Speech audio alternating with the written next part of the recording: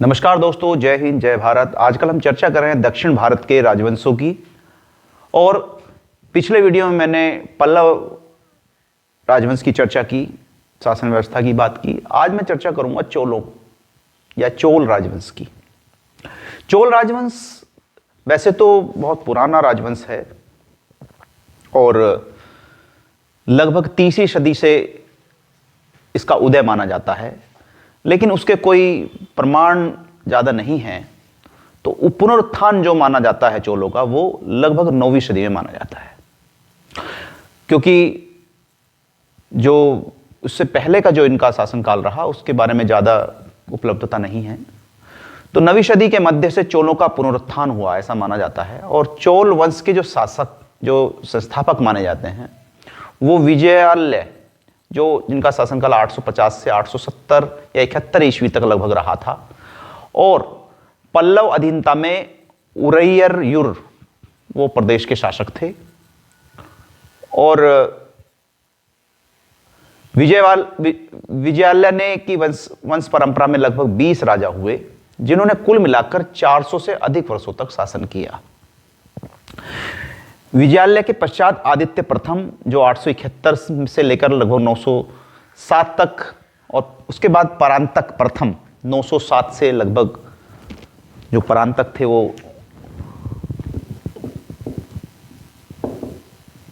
उनका शासन लगभग 907, यानी कि परांतक प्रथम थे 907 से लेके, यानी कि 10वीं सदी में 907 से लेके लगभग 955 ईस्वी तक जो है इन्होंने शासन किया। तो पहले विजयालय, उसके बाद आदित्य प्रथम, उसके बाद परांतक प्रथम ने लगभग शासन किया। परांतक प्रथम ने पांड्य, सिंघल, नरेशों को सम्मिलित शक्ति को पल्लवों, बाणों, बेडुम्बों के अतिरिक्त राष्ट्रकूट कृष्ण द्वितीय को भी पराजित किया था। तो सबसे महान सम्राट इनको माना जाता है। चोल शक्ति एवं साम्राज्य का वास्तविक संस्थापक परांतक ही था। तो ये परांतक को ही जो है इसका असली संस्थापक माना जाता है। उसने लंकापति उदय, यानी कि 945 से जिस 53 का जो शासन रहा के समय सिंघल पर भी एक असफल आक्रमण किया। यानी कि उन्होंने दक्षिण भारत के साथ साथ जो है इस क्षेत्र को और बढ़ाया और लगभग श्रीलंका, बांग्लादेश, बर्मा की तरफ भी, या कंबोडिया, मलेशिया की तरफ भी आक्रमण किए। तो जो दक्षिण भारत है उसके आसपास जो क्षेत्र था उस पर इन्होंने लगभग जो है मतलब कोशिश की, प्रयास किया। और प्रांतक प्रथम के बाद 32 वर्षों में अनेक चोल राजाओं ने शासन किया, जिसमें गणरादित्य, अरिंजय, सुंदर चोल का या प्रांतक द्वितीय प्रमुख थे। इसके बाद राजा बने राजराज प्रथम। राजराज प्रथम का जो शासनकाल था वो 985 से लेकर, यानी कि राजराज प्रथम, ये भी एक महान सम्राट हुए हैं। और इनका शासनकाल लगभग 985 से लेके और 1014, यानी कि परांतक प्रथम के बाद राजराज प्रथम ही एक महान सम्राट थे। और प्रसार नीति को उन्होंने आगे बढ़ाया और अनेक राज्यों पर अपना कब्जा किया, यानी कि विजय प्राप्त की, और मर्यादा को जो है चोल वंश की मर्यादा को पुनः स्थापित किया। तो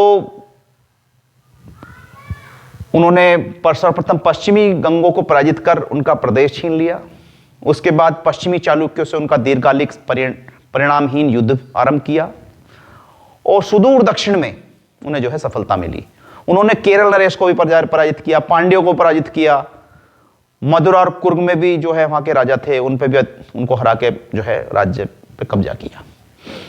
तो रामराज ने सिंघल पर आक्रमण करके उसको उत्तरी प्रदेशों को अपने राज्य में मिला लिया। तो राजराज ने पूर्वी चालुक्य थे उन पर भी आक्रमण किया और वेंगी को जीत लिया।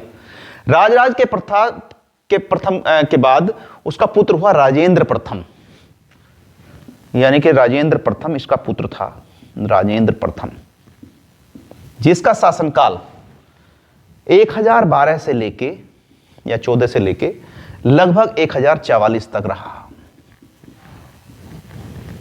और राजेंद्र प्रथम भी अत्यंत शक्तिशाली सम्राट था। राजेंद्र ने चेर, पांड्या, सिंघल सबको पराजित किया और अपने राज्य में मिला लिया। पश्चिमी चालुक्यों को कई युद्धों में पराजित किया और उन पर संपूर्ण विजय प्राप्त की। उसने समुद्र तट से कलिंग, उड़ीसा, दक्षिण कौशल आदि राजाओं को भी पराजित किया और बंगाल के विरुद्ध भी उसने युद्ध किए। बंगाल को भी उसने पराजित किया। तो अभिलेखों के अनुसार उसने गंगा जल प्राप्त किया और यह भी ज्ञात किया कि पराजित राजाओं को यह जल अपने सिरों पर ढोना पड़ा था, किंतु वह मात्र आक्रमण था, इसके चोल साम्राज्य की सीमाओं से कोई असर नहीं पड़ा।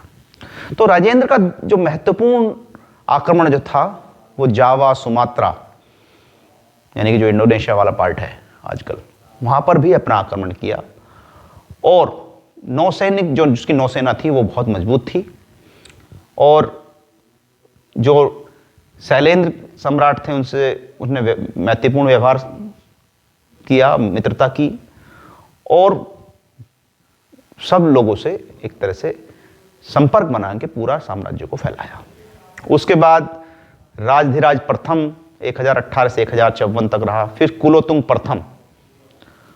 प्रथम जो थे वो राजा बने और उनके बाद मतलब विक्रम चोल जो है राजा बने। कुलोतुंग प्रथम के बारे में बताया जाता है कि कुलोतुंग की जो मां थी वो राजेंद्र प्रथम चोल और राजराज प्रथम की मतलब कुलोतुंग प्रथम की जो माता मही क्रमशः राजेंद्र प्रथम चोल और राजराज प्रथम की पुत्रियां जो थी, कुलोतुंग प्रथम शुम्भ राजेंद्र द्वितीय की पुत्री से विवाहित था। कुलोतुंग ने अपने विपक्ष एवं अधिराजेंद्र के पक्ष से समस्त विद्रोहों को दमन करके अपनी स्थिति सुदृढ़ कर ली थी। तो लगभग कुलोतुंग प्रथम के लगभग 100 वर्षों तक इतिहास जो है महत्वपूर्ण रहा और चोल वंश का अंतिम राजा राजेंद्र तृतीय था। आरंभ में राजेंद्र को पांड्यों के विरुद्ध आंशिक सफलता भी मिली, लेकिन बाद में वो उनसे जो है वो पराजित हो गया और इस राजवंश का अंत हो गया। शासन व्यवस्था बड़ी अच्छी थी चोलों की। चोलों के अभिलेखों से पता चलता है कि शासन बड़ा सुसंगठित था। मंत्री, राज्याधिकारी से सलाह लेके ही शासन चलाया जाता था और जो है मतलब इसमें शासक की एक परंपरा थी जो जैसे जिले को बोलते थे नाडू, या जो गांवों का जो समूह होता था उसे कुर्रम बोला जाता था। गांव थे फिर ग्रामम। तो इनसे जो शासन व्यवस्था चलती थी और उसमें फिर समितियां, उपसमितियां। चोल जो शासक थे वो भवन निर्माता भी थे, सिंचाई की उन्होंने व्यवस्था की, मूर्ति कला में भी बड़े उन्होंने रुचि दिखाई, साहित्य के बड़े प्रेमी थे तो साहित्य की बड़ी उन्नति हुई। सांस्कृतिक स्थिति भी उन्होंने जो है बढ़ाने का काम किया, नौकरशाही को सुसंगठित किया, कर टैक्स वो बड़ा जो है वो शासन व्यवस्था चलाने के लिए वसूलते थे। चोल नरेशों ने सिंचाई की सुविधा के लिए कुएं और तालाब भी खुदवाए, नदियों के प्रवाह को रोककर पत्थर के बांध से जलाशय डैम बनाए, उन्होंने कावेरी नदी पर बांध बनाया। राजेंद्र प्रथम ने जो है एक झील भी खुदवाई जो गंगे कोड चोलुपुरम के पास है और और वहां पे एक बांध बनवाया और ब्राह्मणों को अधिकार दिए। और कृषि जो था उस समय का जो है आर्थिक जीवन का आधार कृषि ही था। चोल जो जितने सम्राट थे वो शिव के उपासक थे, यानी कि भगवान शिव की वो जो है पूजा किया करते थे और तमिल धार्मिक पद वेदों जैसे पूजित भी उन्होंने कराए। तो तमिल जो है जो धार्मिक ग्रंथ थे उनको जो है वेद जैसी मतलब उनकी जो है पूजा करने की जाने लगी। तो चोलों के मंदिरों की विशेषता उनके विमानों और प्रांगणों में दिखाई पड़ती है, ऐसा देख सकते हो आप जाके।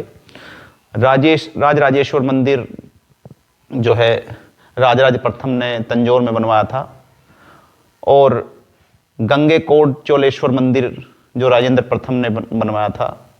नटराज की मूर्तियां उसमें जो है बहुत उत्कृष्ट श्रेणी की आपको मिल जाएंगी। तमिल साहित्य के इतिहास में चोल शासनकाल को स्वर्ण युग माना जाता है कि वो मतलब उस समय का सबसे बढ़िया राज्य माना जाता है। संस्कृत साहित्य को जो है बड़ा बल मिला।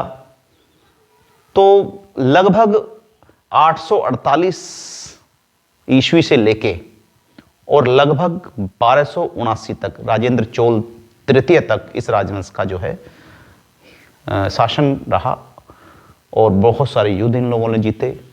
दक्षिण भारत का ये स्वर्ण युग कहा जाता है। बड़ा अच्छा इतिहास रहा चोल वंश का। तो चोल वंश के बारे में मैं इतना ही बताना चाहूँगा। बाकी परांतक जो थे इसके महान राजा थे परांतक प्रथम, जिन्होंने इसको असली जो है वास्तविक रूप से मतलब चोल वंश का जो संस्थापक माना जा सकता है। तो चोल वंश के बारे में इतना ही बताना चाहूँगा। आगे मैं और राजवंशों के बारे में चर्चा करूँगा दक्षिण भारत के। तो दक्षिण भारत के जो और राजवंश थे जैसे चालुक्य, उनके बारे में चर्चा करूँगा। तब तक के लिए आप लोगों से विदा लेना चाहूँगा। धन्यवाद, नमस्कार, जय हिंद।